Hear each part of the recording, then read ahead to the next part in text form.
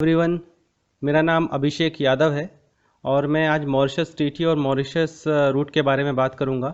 Mauritius treaty एक प्रकार का एग्रीमेंट है जो कि मॉरिशस सरकार और भारत सरकार के बीच हुआ था। इसे डबल टैक्सेशन अवॉइडेंस एग्रीमेंट बोलते हैं। इसका मतलब ये है कि यदि आपने मॉरिशस में कोई इनकम की हुई है और वहाँ पर यदि आपने टैक्स पे किया हुआ है तो भारत सरकार उस इनकम पर दूसरा कोई भी टैक्स नहीं लगाएगी। ये मॉरिशस ट्रीटी है। और मॉरिशस रूट एक प्रकार का चैनल है जिसके थ्रू मॉरिशस की कोई कंपनी भारत में स्टॉक मार्केट में इन्वेस्ट कर सकती है। इसको हम मॉरिशस रूट बोलते हैं। लेकिन अभी मॉरिशस रूट का जो उपयोग है वो ब्लैक मनी को वाइट मनी में कन्वर्ट करने के लिए हो रहा है।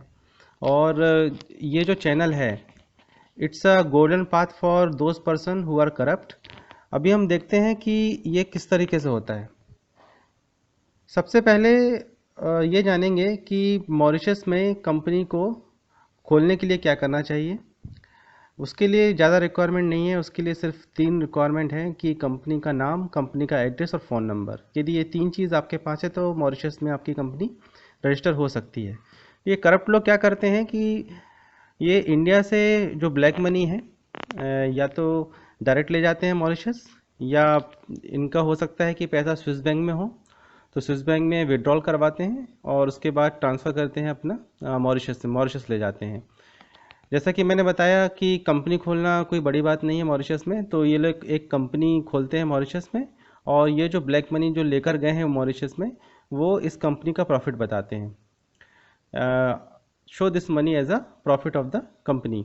देन जो मॉरिशस गवर्नमेंट है वो इसमें से 1% टैक्स काटती है और जैसे ही ये टैक्स काट लेती है तो जो ये मनी है वो मॉरिशस सरकार के लिए लीगल हो गई और इसी के साथ जो इन्वेस्टर है वो एलिजिबल हो जाता है इंडियन स्टॉक मार्केट में पैसे को इन्वेस्ट करने के लिए।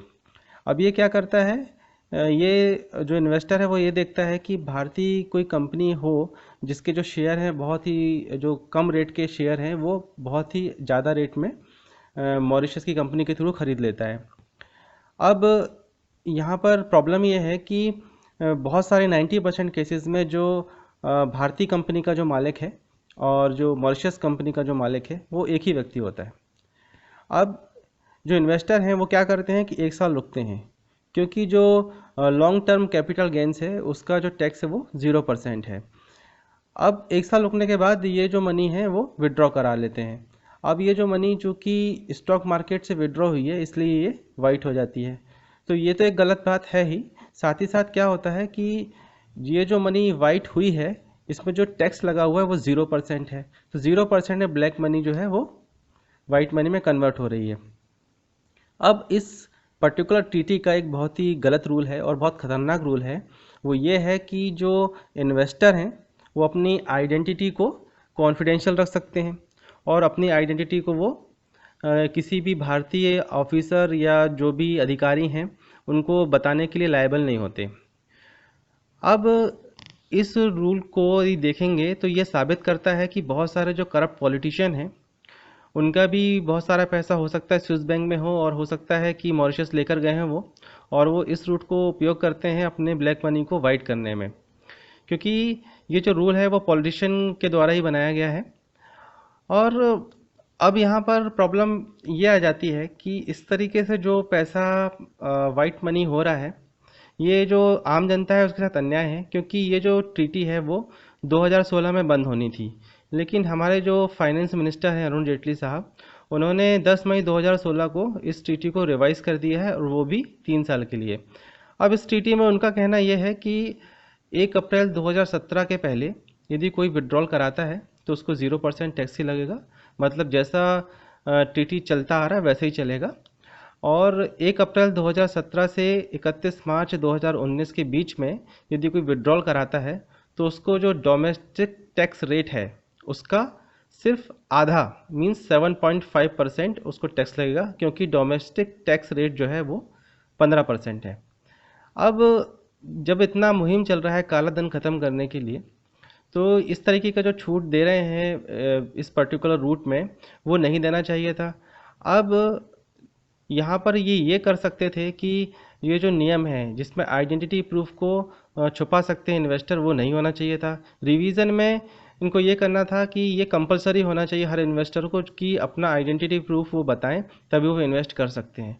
और काला धन लाने के लिए वो ये कर सकते थे कि जितना भी इन्वेस्ट हो चुका है पैसा मॉरिशस से इंडियन स्टॉक मार्केट में, तो वो उनका आइडेंटिटी प्रूफ मांगते।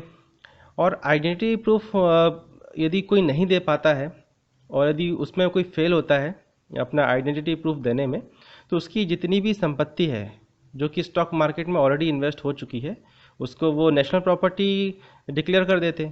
मतलब जितनी भी संपत्ति उसकी है वो राष्ट्रीय संपत्ति हो जाती, जो कि जो गरीब जनता है उनके काम आती और सरकार के काम आती। अब समस्या यहाँ पर यह है कि डीमोनेटाइजेशन के जस्ट कुछ ही दिन पहले 10 मई 2016 को इस ट्रीटी को रिन्यू किया गया। तो डीमोनेटाइजेशन से कितना पैसा वापस आने वाला है उसके बारे में तो मैं उतना नहीं जानता, और सरकार को भी उतना नहीं पता कि कितना वापस आना है। लेकिन जो 80% और 70% जो काला धन है जो मॉरिशस रूट से वाइट हो रहा है, उसको रोका जा सकता था और वो देश में आ सकता था वापस। सिर्फ उनको इतना करना था, जैसे कि मैंने बताया, कि जिसने भी इन्वेस्ट किया है उसको अपनी आइडेंटिटी प्रूफ देना पड़ेगा, अपनी पहचान बतानी पड़ेगी और सोर्स बताना पड़ेगा कि ये जो पैसा है वो कहाँ से लाया है। बस इतना करने के बाद वो विड्रॉल करा सकता है। और यदि वो इतना नहीं कर सकता है, अपनी जो पहचान नहीं बता सकता है, तो उसकी राष्ट्रीय संपत्ति जो है वो अपनी भारतीय संपत्ति बन जाएगी और गरीब जनता के काम आएगी। तो मेरी जनता से यही अपील है कि ये जो क्वेश्चन है उन सबके दिमाग में जनरेट होना चाहिए कि ये जो रूल है आइडेंटिटी छुपाने वाला, कि आइडेंटिटी प्रूफ नहीं दे सकते, वो अभी तक प्रावधान में क्यों है, इसको बंद होना चाहिए। दूसरा ये कि विड्रॉल में जो टैक्स की छूट दी गई है 7.5% लगाया गया है,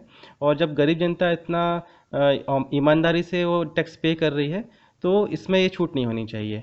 अब मॉरिशस ट्रीटी और मॉरिशस रूट के बारे में यदि आपको कोई भी जानकारी चाहिए है तो आप मेरे वीडियो पर कमेंट करके पूछ सकते हैं, मैं उसका आंसर दे दूंगा। तब तक के लिए धन्यवाद।